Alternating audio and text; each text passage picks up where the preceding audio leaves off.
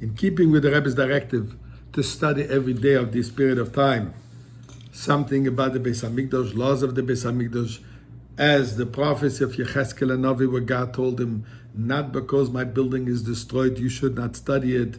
The opposite, through studying it, you will hastening and I will consider it to you as if you're building it. So let me first go today, share with you an interesting observation by one of the classic commentaries in the Chumash, the Baal HaTurim, who always is looking in the numerical value, a deeper insight, a behind the scenes, kind of, behind the lines of the simple meaning of the Pasuk. But I need to preface first what the Rambam describes in terms of the building of the Beis Hamikdash and prior to the Beis Hamikdash, starting from Moshe Rabbeinu. And in Hilchos Beis HaBchira, chapter 1, he starts by saying there's a mitzvah, there's a godly mitzvah, biblical mitzvah to build a temple. As the Pasuk says, V'osu l'mikdash v'shochanti b'soichem. Build for me a sanctuary, and I will dwell amongst them. So the first one to start building the Mishkan was Moshe Rabbeinu in the desert.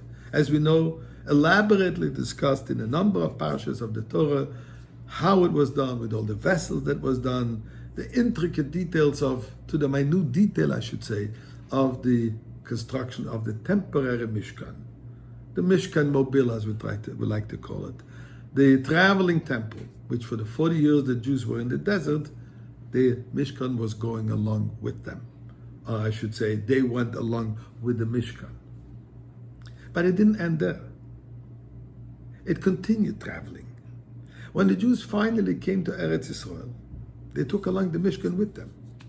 And the first place, says the Rambam, that it stood in Gilgal, a place, Gilgal, which from where they came into Israel, and they conquered the land. So there the Mishkan stood for 14 years.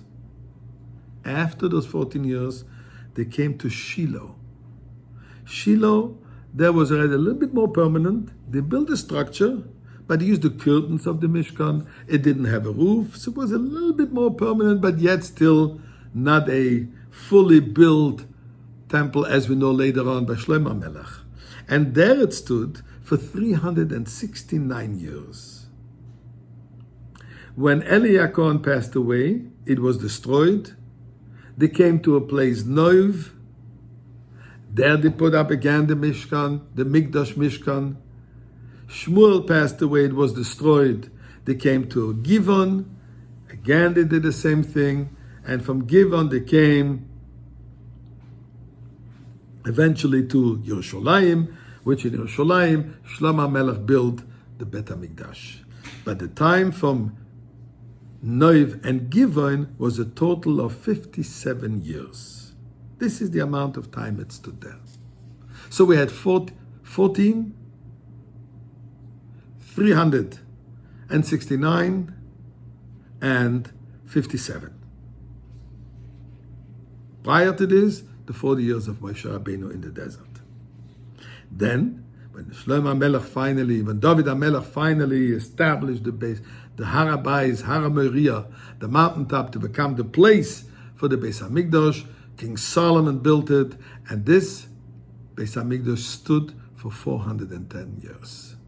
So in total, from the moment it came to Eretz Yisrael till the destruction of the first temple, we have a total of 850 years, which is divided.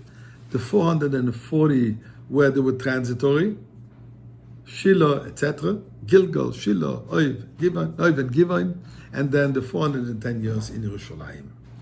So the first 440 years were more transitory, and then was a more permanent. All this, says the Baal HaTurim, is indicated in Yaakov's life. Yaakov, who is the symbol of the Jewish community. Yaakov, who is the symbol of the one who represents the journey and the challenges of Klal Yisrael, of the whole Jewish community.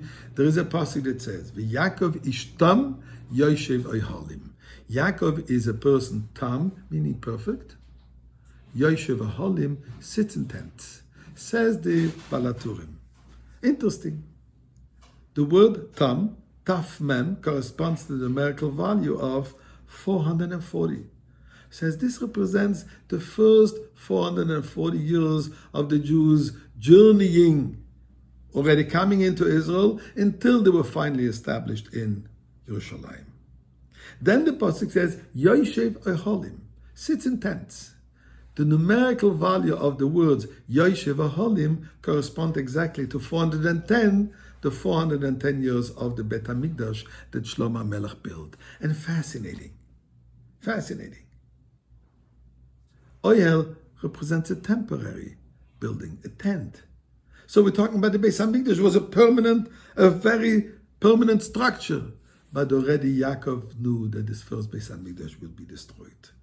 And therefore, it represents the 410 years, but it was going to be destroyed. Like a tent that doesn't last forever. What we are hoping today, the third Beis HaMikdash, which also comes in the merit of Yaakov Avinu, and this one will be permanent. We're praying to Hashem, let it come right now, and we will celebrate with Mashiach in Yerushalayim in the third temple.